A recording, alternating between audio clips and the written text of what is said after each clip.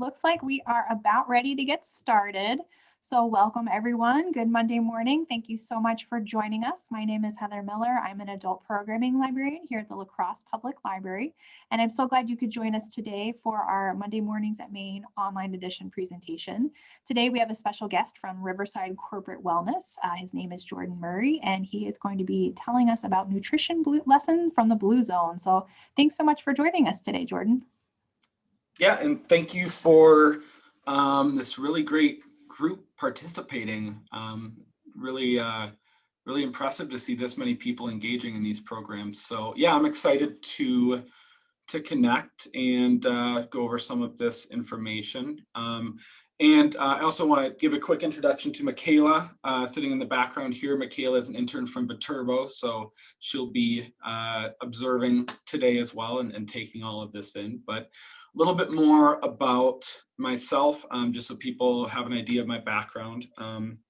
As Heather mentioned, I'm a registered dietitian, almost been a dietitian for almost 9 years now, which is kind of jarring to say out loud, but I graduated from Viterbo in 2012 in La Crosse and spent about 5 years working in behavioral health at Rogers Memorial Hospital in Okinawa, down by Milwaukee. So did a lot of work with eating disorders over that time. And then the past 4 years, I've been back in La Crosse here at Riverside Corporate Wellness. And I guess in my practice in the past 4 years here, it's really covered a wide variety of topics. I would say weight management and eating disorders have continued to be sort of the focuses for the work that I do, but I've also covered everything from picky eating in kids to sports nutrition to blood sugar management. So,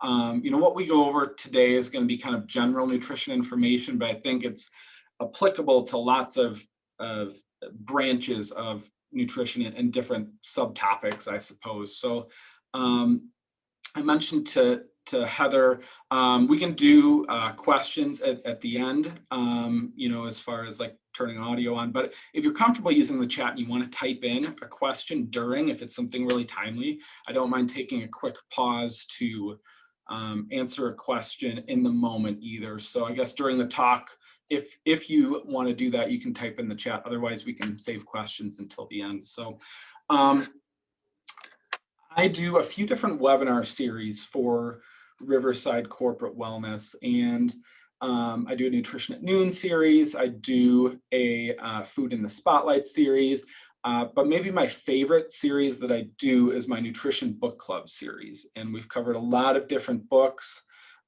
Intuitive Eating, French Kids Eat Everything, lots of different great nutrition themed books, but one that I really enjoy talking about because I think it's the lessons are very universal. They're I think fairly easy to apply. They're very understandable. Are the nutrition lessons from the book The Blue Zones, which I believe was originally published almost 15 years ago now. There's been lots of different iterations of it since then. There's a Blue Zones recipe book. There's a website. There's lots of great content available from this starting point. So, if you find this really interesting, just know you can go on their website. There's lots of other information that you can get there. But we're going to go over some of the important things from the book. Again, it was published 10 to 15 years ago originally. Dan Buettner is the author. Just a little bit about him. He's from St. Paul, Minnesota, holds several Guinness records in endurance cycling, which I thought was interesting. And the genesis of this project was he was asked to do longevity research in a series of writing in National Geographic about long, healthy lives. How do people live longer, healthier lives? And so that's where all of this came about. And some of his later projects related to this, he's tried to create some American blue zones, which is not always an easy thing to do, and frankly takes decades to see the fruits of any of those seeds that are planted. But one of the American blue zones that he's been working on establishing is in Albert Lea, Minnesota, which is not too far from La Crosse. So I'm not sure where the status of that that creating a blue zone project is, but that's something that's going on in Albert Lea, which again, I thought was interesting. And as mentioned in the chat, this book and others could be requested from the library in that link in the chat. So what is a blue zone? The book is called The Blue Zones. We're going to talk about nutrition lessons from those blue zones, but a blue zone, as defined in the book, is a region of the world where people live longer than average, especially to age 100 or greater. So an exceptionally high number of those people. And it's not simply that people live to these higher ages, but they're highly functional at those ages. So we don't see, we see people that are still out gardening, growing, harvesting their own food, active on a daily basis at age 95, 100, 105, in an exceptional amount in these areas. So the question is, what makes these areas different? What are the common themes that create this environment where people live these types of lives? And then, of course, what can we learn from them, and what can we imitate from those areas? So the blue zones across the world, there are 5 of them. I'm going to talk about 4 of them in this presentation, just because I've read the original book, which only had the original 4. And Ikaria, Greece is a newer one. So if you want to learn more specifics about Ikaria, Greece, again, their website has more content. But the 4 that we're going to talk about from right to left are Okinawa, Japan, Sardinia, Italy, Nicoya, Costa Rica, and Loma Linda, California. So if you look at this map, there's a couple that are concentrated sort of in that Mediterranean region, Italy and Greece. But for the most part, they're kind of spread, peppered throughout the world. And there is one American blue zone established already. And we'll go over the specifics of those, but it's not limited really to one specific area of the world. These are different cultures. They developed differently over many, many generations. But as we'll talk about, there are some commonalities that we find amongst these populations that, you know, help create this blue zone concept. So the first one we're going to talk about is Sardinia, Italy. And this is a great disclaimer about these blue zones. I think there is kind of a romantic quality to a lot of the, you know, the old-fashionedness of some of these places, and, you know, maybe, I don't want to say less developed because these are all developed areas, but there's a lot of tradition. There's a lot of things that we might recognize as, oh, we used to do things that way, and maybe we've gotten away from it. But these blue zones also did not become blue zones until modern healthcare was present. So things like vaccination, antibiotics, until those things were available, these places were not blue zones. People did not live these especially long, healthy lives. And so I think there's this balance between they might rely on healthcare less because of their lifestyles, but there are healthcare essentials that are essential to establishing these long, healthy lives, no matter what. So again, it's not just genetics. There can be genetic factors at play for longevity and living to this advanced age and being really active and functional. There can be genetics at work, but the environment and the behaviors are sort of trump genetics as factors in creating these blue zones. So what are the noted behaviors in Sardinia, Italy? Lots of walking. There are, and you can see over in this picture here, sort of the terrain of Sardinia. Sardinia is an island I think it's just south of the mainland of Italy in the Mediterranean. And it's very hilly, almost mountainous, but there's lots of shepherds, there's lots of people tending fields of animals, and they are out in those fields walking on a daily basis. There's actually lots of stories in the book about, it gets too late at night to walk home and they will find a spot to sleep out in some of their pastures in some instances. They are out moving and walking on a very regular basis. And even the people in town in Sardinia, there's not a lot of vehicles. They are walking from place to place. And, we talk about 8,000 or 10,000 steps a day, like those can be really impactful habits for health. I don't know that they tracked numbers of steps in this book for people in Sardinia, but I mean, just from the descriptions, these are probably people that are walking 15,000 to 20,000 steps per day, or maybe even more than that. And it's over this very hilly terrain where it's a lot of hard work, but their bodies have adapted because they do it every day, and it's just a routine for them. It's mostly a plant-based diet. There's lots of vegetables, whole grains. They eat meat about once a week. So like family meals, special occasions, they might have goat or pig or something like that. But it's mostly whole plant foods. There's lots of laughter.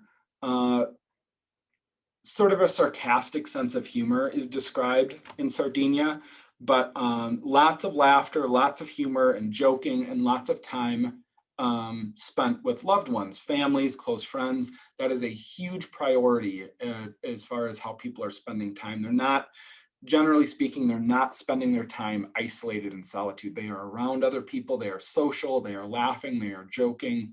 That's just sort of part of the culture. They drink red wine, but it's important to note they don't get drunk, or very rarely.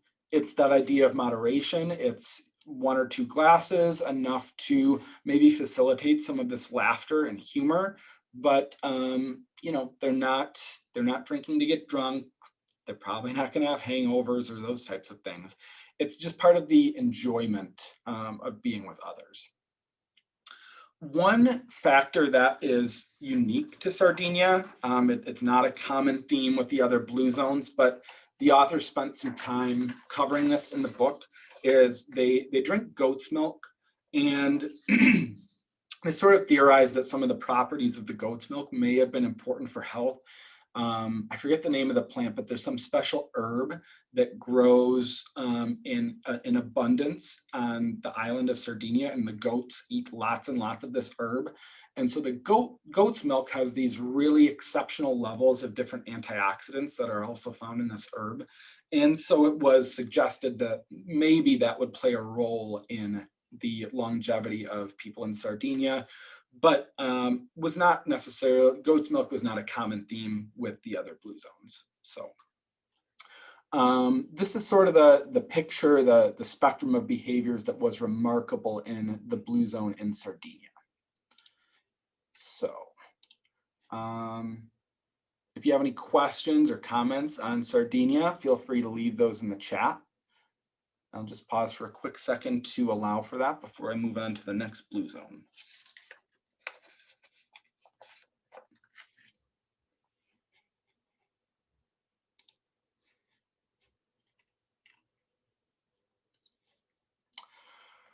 Okay, I'll go ahead and move on then. So the next blue zone is Okinawa, Japan. Again, totally different part of the world than Sardinia, Italy. It is an island, I suppose, is a common theme. Okinawa is gorgeous, Sardinia is gorgeous, and actually, as you'll see, all of the places that were identified as blue zones are in my, I guess it's sort of subjective, but in my opinion, they're really gorgeous places. So I don't know if that has anything to do with the blue zone longevity factors, but it is noticeable. So again, in Okinawa, by and large, it's a plant-based diet. We'll talk about some of the specifics of it, but they don't eat a lot of meat. it might be a special occasion sort of food, but it's mostly whole plant foods. They practice something called hara-hachi bu, which it's sort of a reminder that is said before meals. And it's almost sort of a reminder to not overeat and to eat. I think the word we would use is to eat intuitively. So there is great attention paid to hunger, fullness, those physical feelings from the body that signal, should we be eating? How much should we be eating? What is my body telling me? And there's just great attention paid to not overeating. So some of the specific foods that are prominent in Okinawa, they eat a lot of tofu. That's a plant-based protein. Tofu is a really high quality protein. I think as far as from like a scientific perspective, the most complete proteins are animal proteins, but tofu is the best plant-based imitation of that, I would argue. And that's probably their number one source of protein in Okinawa. And by the way, I think an important point here is there's a lot of controversy about soy. There's suggestion that soy is a carcinogen and contributes to breast cancer and different things. I would argue, based on the evidence that I've seen, I don't think that's the case. I think soy, especially whole soy-based foods, are a really great addition to a diet. And if soy was really this problem in the diet that caused cancers and different things, I don't think it would be as prominent in these cultures that live these long, healthy lives and have really low rates of chronic disease, Okinawa, Japan being a perfect example of that. I just don't think those things statistically would correlate if soy was really this big problem. So that's my 2 cents on soy. And by the way, the American Cancer Society actually lists soy as protective against cancer risk, looking at the evidence. So they eat a lot of sweet potatoes. Okinawa has sort of a hilly, rocky sort of terrain, and sweet potatoes are really adaptable to that and grow really well. So again, not low carb. Sweet potatoes are very rich in carbohydrates, but also very rich in different vitamins, minerals, have lots of fiber. So tofu and sweet potatoes are prominent foods, and just in general, lots of vegetables. They grow a lot of their own food, and they eat a very high proportion of vegetables in their diet. Going hand in hand with that, many of them maintain a garden. And I think gardening has made a really big comeback in the last year. I think that's one of the silver linings with COVID-19 is people have reconnected with growing more of their own food. And, some people may have felt forced to do that because going to the grocery store was just not a reasonable option in a lot of cases. So growing more of your own food has become more of a priority. And that imitates what has always been the culture in Okinawa, where everyone grows a lot of their own food, especially vegetables. They also talk a lot about finding an ikigai, which basically is a purpose. So what gets you out of bed in the morning? What keeps you moving forward? What motivates you? And it can be very different from one person to the next. It might be family, it might be friends, it might be a goal, it might be, sort of an ethic that you want to maintain. But they are very pointed about establishing what their purpose is and what keeps them going. And they remind themselves of it often. And that was identified as an important characteristic in establishing Okinawa as a blue zone. And then being active outdoors. They spend a lot of time outside. If the weather looked like this year-round here, it probably would be easier for us to spend more time outside. They might have some natural advantages to doing that, but they spend time outside.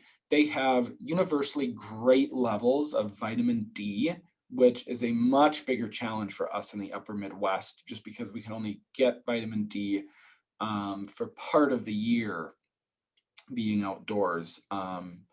So again, some natural advantages here, but being outside, getting that vitamin D, getting that healthy amount of sunshine was established as an important characteristic in Okinawa.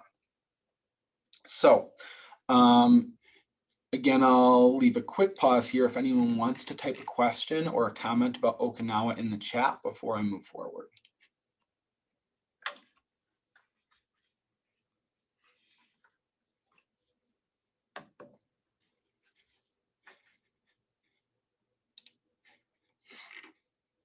Okay. So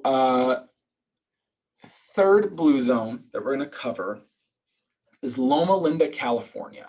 And I don't know if anyone's ever been to Loma Linda. It's not too far from Los Angeles. It's in Southern California, but it's a city that was settled and is largely populated by Seventh-day Adventists. And so that is a branch of Christianity that happens to place a really high importance on health. So it's sort of that idea of your body being a temple, and they take that piece of it very, very seriously, and try to live that out in a very purposeful way. So an important characteristic here, and is true of other blue zones, but is especially prominent here. I guess Loma Linda being in America makes this more remarkable. Alcohol and tobacco use in Loma Linda are very rare. If you go to a gas station there, they probably don't have tobacco products there, which, in Wisconsin, of course, there's a whole wall behind every checkout at Quick Trip of tobacco products, and there's a whole section for alcohol. That's just not part of the culture in Loma Linda. So it's a big change from, where we are in the upper Midwest. Again, Loma Linda is near this beautiful mountain range. Again, all of these places just happen to be gorgeous. I don't know if that's part of the deal or not, but every picture I found was held true of that. But they maintain healthy body weights. I have a lot of thoughts on BMI, and there's a lot of nuance to that. But the idea of obesity-related chronic conditions like type 2 diabetes and hypertension, there is a real connection there at a point. And so they have very low rates of those conditions because they do tend to maintain what is considered to be a healthier BMI than what is normal throughout the rest of the country. And again, there's just this big overall cultural emphasis on nutrition. It's something that is discussed more openly.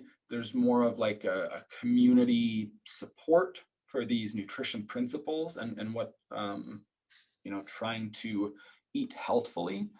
Again, they are a very plant-based diet, lots of whole plant foods.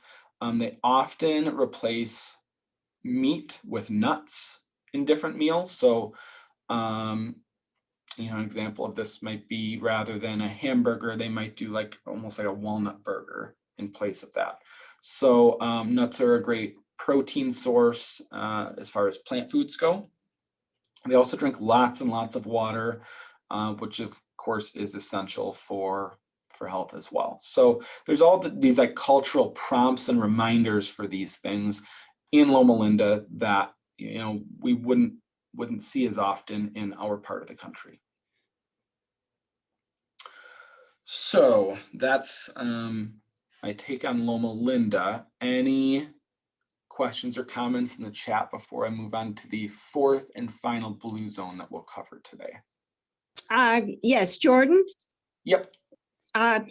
In all these zones, are your conclusions or the author's descriptions and the conclusions he came to, are they based on actual study groups or groups, of small or large percentages of the population where they focused on blood results of amount of vitamin D in your blood, say for that, or actual having people keep logs of what they eat, how much straight straight numbers. And obviously I'm a numbers-based person, but all these, I agree with all these ideas. You know, that's what we strive for. How scientifically based are his opinions?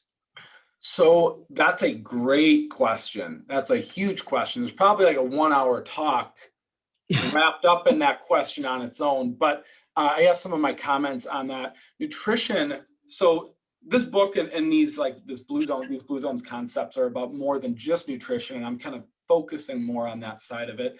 Nutrition is a really, really difficult thing to study because it's so, you know, if you want to research something and try to figure out the impact of any one thing, you have to isolate that one piece of it and see what impact that one piece has. Nutrition has so many different pieces. And if you change one, you change another thing. And so it's really hard to isolate. And that's part of the reason why there's so much confusion and disagreement in the field of nutrition and all these shades of, well, it's probably like this, it's more of this, less of this. And it's not these strict lines of this, always this, never this. It's very hard to establish that in the field of nutrition. And when you throw in these other lifestyle factors, it's difficult to establish. But if you, so basically the research that's being put forth in this book is observational, which observational research can be flawed and limited.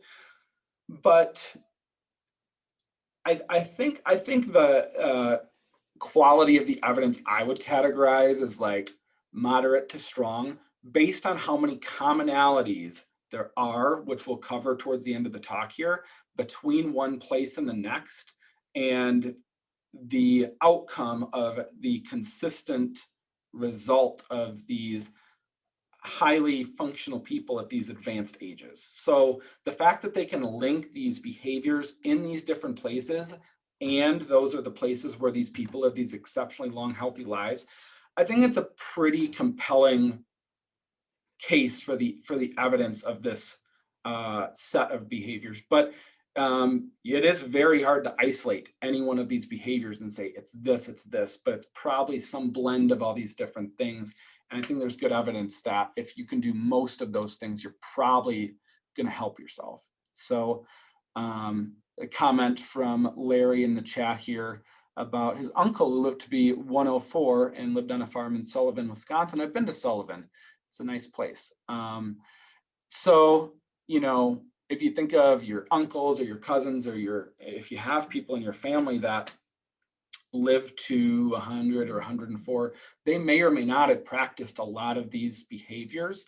And, you know, there are always exceptions to rules, but these are communities where there are lots of those uncles and cousins that is more the norm, that they're living to those ages and being, you know, very high functioning at those ages. So the fourth and final blue zone that we'll cover is Nicoya, Costa Rica. Again, gorgeous place. They talk about a plan de vida, which is very similar to the Ikigai concept in Okinawa. What gets you out of bed in the morning? What is literally translated the plan for your life? And they are very pointed about establishing that. Daily physical chores, and that might go hand in hand with the purpose of getting out of bed. They are getting up and doing physical activities, not going to the gym necessarily, and there's nothing wrong with going to the gym, lifting weights, being on a treadmill, but they really don't need that because that physicality is built into their routine on a daily basis. It's sort of inescapable. It's just something they have to do to function. They eat less later in the day. And Catherine had the question about evidence. And this is one where I think if you had nutrition professionals in a room, there would probably not be a consensus about how important this is. But it is established in Nicoya, Costa Rica, as well as a couple of the other blue zones. They tend to eat a larger meal in the middle of the day, and they don't eat large amounts of food later in the day. They don't. I think the American eating culture, we tend to lean towards the larger, heavier meals later in the day. That's not really the way that eating patterns are set up in these places, especially in Nicoya. Again, plant-based diet, their staples are corn, beans, and fruit. And I think a lot of people hear those foods and say, well, those are high in carbs. Like, are those really healthy? I think a lot of people have gotten really caught up in the idea of these low carb diets. And I think if you're talking about limiting added sugars, refined grains, ultra processed foods, I think there's a lot of evidence that you probably shouldn't eat a lot of those foods. But if you're talking about whole foods, fruits, vegetables, grains, beans, there's a lot of evidence we should be eating a lot of those foods. And those are the staples of the diet in Nicoya, Costa Rica. And again, they're not low carb. Comment about corn not really being corn anymore. That's a whole 60-minute conversation. But I guess my comment on that would be corn in Nicoya, Costa Rica probably is much, much closer to what corn used to be than the corn, most of the corn we see grown in the fields of the Midwest. So if we look at these places as a whole, what are the common themes and the Blue Zone lessons on nutrition? Avoiding large meals and eating past fullness, especially later in the day. We talked about hara-hachi-bu in Okinawa and the idea of reminding yourself not to overeat and making it sort of a consistent reminder. Asking yourself, am I full or am I not hungry? Because I think part of our eating culture is to eat until we can't eat anymore. At least in the family I grew up in, it was eat until you can't eat or eat until your plate is empty or your bowl is empty. And it's sort of this like external dictation of how much to eat. I think in these places, there's more of a mindfulness of what is my body telling me? Am I hungry? Am I not hungry? It's more intuitive and more of an internal reminder of how much to eat or not eat. Building the diet around plant foods, lots of fruits, vegetables, and protein sources. So meat on average in these places, 1 to 2 times a week. There is a higher proportion of vegetarians and vegans in Loma Linda specifically, but most places they're not strictly vegetarian or vegan, they just eat meat less frequently. They do eat more beans, nuts, and whole plant foods that are rich in protein. They drink alcohol, except again, Loma Linda, they tend to cut it out completely, but most places have alcohol, but it's in moderation and it tends to be more red wine. And even though alcohol is common in moderation, like they don't get drunk. That's not really part of the alcohol culture in these places. So these are, I think, the nutrition highlights from the Blue Zones and the lessons that are most applicable to, maybe some things that we can change about our food culture. So other Blue Zone lessons, things that are not necessarily nutrition focused, moving naturally. So building movement and activity into our routines. That could be going to the gym, but if you build things into your life that are a necessity to move, that's really more what this looks like. Having a purpose. We talked about Ikigai. We talked about Plan de Vida in Costa Rica. What is your purpose? What gets you out of bed? What keeps you moving forward? Write it down. Remind yourself of that. Help that drive your daily life and your forward progress on a consistent basis. Stress relief. So, these people have stress just like we do. Everyone, I think no matter where you live, stress is almost an inevitability, but they have very pointed, consistent ways. There's a lot of socialization. There's a lot of laughter built into these cultures. Again, how can we measure that? It's really hard to measure numerically what the impact of that is, but it's so consistent across these cultures, it's impossible not to take note of that consistency and the impact it seems to have on health and longevity.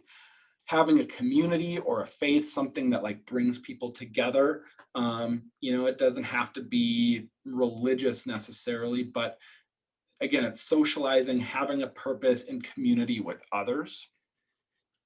And it, again, kind of goes hand in hand with these past few bullets here. Friends and family consistently are very important in these cultures. Now, circling back to some nutrition conversation that I want to cover. I didn't talk about Icaria, Greece in any great detail, but 2 of the 5 blue zones are in the Mediterranean. And I think if you're looking for a description of this eating style that, other than calling it like the blue zones diet or something like that, if you kind of look at the philosophy of Mediterranean eating, it's very in line with a lot of the principles from the overall Blue Zones lessons. And so I just think it's important to mention some of the data and research, maybe more numeric measures of impact of Mediterranean eating. So study of 26,000 women, and again, like nutrition research is very difficult to prove valid or invalid or to measure things. But if you look at a large number of people, that's more compelling as far as evidence goes. And this is a study of nearly 26,000 women, found those that followed this type of diet had 25% less risk of developing cardiovascular disease over the course of 12 years. Sometimes, nutrition research will say, oh, coffee lowers your risk of this or it increases your risk of this. But then the study, if you read it, it's like a 0.5% difference. And is that really statistically significant? Sometimes it's not, even if the headline makes it out to be. But a 25% reduced risk of developing cardiovascular disease, that's a very real impact. 26,000 women over the course of 12 years, those are all big numbers as far as magnitude. And so, it's compelling as far as the efficacy of the Mediterranean eating pattern. In the Mediterranean eating pattern and the studies where there's good evidence of its impact, it's not about the amount of dietary fat. It's also not about the amount of carbohydrates, but it's the types of fat, the types of carbohydrates, the whole foods, the nutritious foods versus the more highly processed versions of those foods that tend to be more beneficial for health. So a good example is saturated fat versus unsaturated fat, butter versus olive oil. Olive oil, tends to be more beneficial for heart health, regardless of the varying amounts of fat between saturated and unsaturated. So another study, a nurse's health study, found that the women who followed a Mediterranean type eating pattern were 46% more likely to age healthfully. So some of the characteristics, more plant foods, whole grains, fish, moderated alcohol intake, and low intake of red and processed meats were believed to contribute to this finding. If that sounds familiar, that's because we just talked about the blue zone way of eating.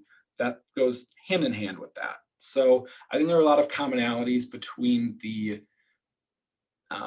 evidence of the effect of a Mediterranean style of eating and this idea of a blue zones diet. So I do want to spend a little time on blue zones recipes. Let me check the time here so I have an idea. So I won't spend too much time on these recipes, but I want to go through some examples of what this might look like. So we've talked about plant-based, proteins, whole foods, those types of things. This is a great example of that. This is on the Blue Zones website, actually. And I'll drop these links in the chat as I go. This is a cauliflower, chickpea curry, and quinoa. Not a long ingredient list here, and a lot of it's pretty simple to prepare. If you can cook rice, you can cook quinoa. It's not as difficult to cook as some people have made it out to be. And then, this is frozen cauliflower, frozen peas. It doesn't have to be straight out of the garden. The frozen versions of vegetables can be really highly nutritious as well. Overall, it's a pretty short ingredient list. It's canned garbanzo beans, pretty easy preparation here, but you can imitate a lot of the concepts that are in this blue zones or Mediterranean style of eating.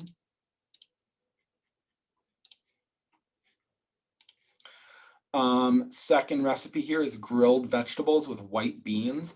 And the cauliflower quinoa recipe, the quinoa is sort of the protein powerhouse.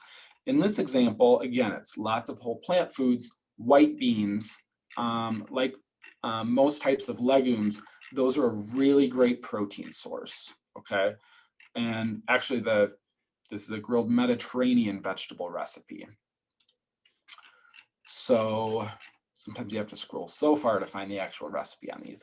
Zucchini, eggplant, olive oil, being an unsaturated fat. Again, the type of fat in the Mediterranean diet is important. So I'll drop this link in the chat as well.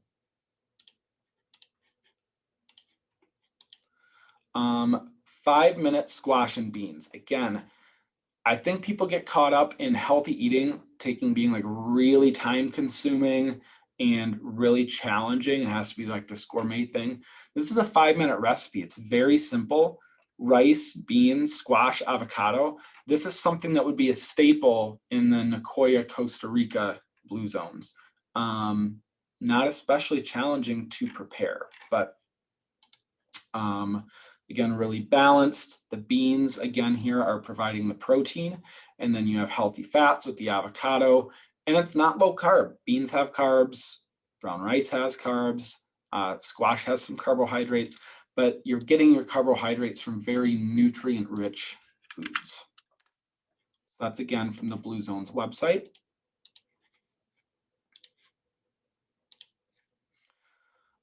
I think stuffed peppers are a really great meal idea. Peppers are really high in vitamin C.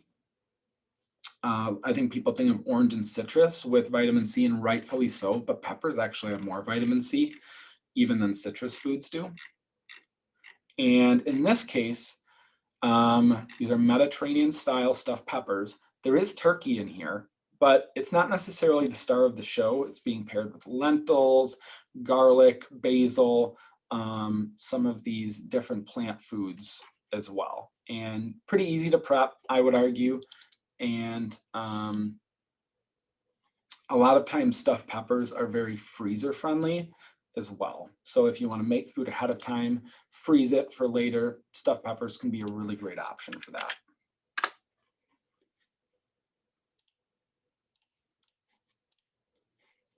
Okay.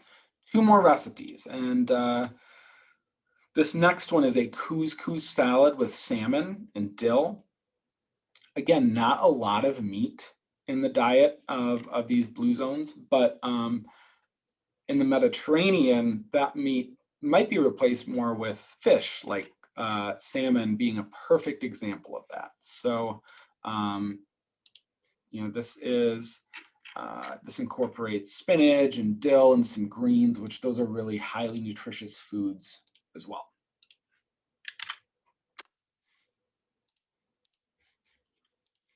All right, and then the final blue zone recipe that I'll share is Mediterranean chicken thighs. And again, meat might not be a staple in the blue zones or the Mediterranean diet, but you know, on a special occasion, this would be sort of a Mediterranean twist on preparing chicken. And again, it's relying on, rather than relying on salt, butter, sugar as flavoring, it's olive oil, it's rosemary, cumin, coriander, oregano, herbs, spices, and olive oil. And pretty simple. It's a 2 to 3 step process here. So I will drop that in the chat as well.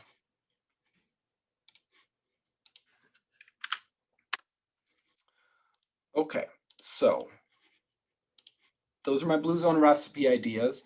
Again, the Blue Zone's website, or if you do some research on the Mediterranean diet, you might find other variations of these types of recipes. But I will open it up at this point for questions. We had a couple great questions during the talk, and I'm happy to field more questions for the next 15 minutes or so. So studies I've read, great question in the chat here. Studies I've read say soy is 90% genetically modified and the danger comes from wide use of Roundup on the crops. This product is banned in most other countries, so it is best to buy organic tofu, soy milk, etc. You guys have amazing questions because again, like the last 3 or 4 questions that have come up, I would love to do a whole 45 to 60 minute talk on some of these topics. So the evidence on Roundup, glyphosate, some of those things is, in a word, complicated. I would say that the closer that you get to, again, whole versions of soy, the better off you are. I would place less importance on the genetic modification of soy than whether you're eating it whole versus highly processed. So an example of highly processed soy would be, you know, a lot of, I don't know, even like baked goods and different things have soy protein isolate and different things. That's probably not going to be the most nutritious version of soy consumption. You know, something like edamame or tofu is probably going to be a much better option as far as being well-rounded for soy. So that's the first thing I would look at as far as which types of soy should I be consuming. Yeah, you know, as far as the rest of it, I'm probably not adequately prepped to give a dissertation on glyphosate and health impacts at this point. But I think the starting point is doing more whole versus highly processed versions of these foods. And then, you know, things like organic could be a nice supplement to that. If, again, some of the obstacles with organic is the cost and the accessibility of different things. If you can afford it and those things are accessible to you, then, you know, that might be a nice bonus as well.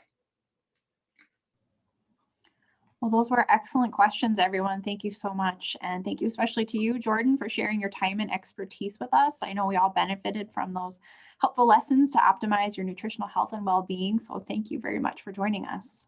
Yeah, thanks for having me. Absolutely. And hopefully everyone can return next week. We'll be joined by staff from the Mayo Clinic Health System as we discuss joyful living. So thanks everyone once again for joining us this week and take good care. Hopefully we'll see you next time. Bye-bye.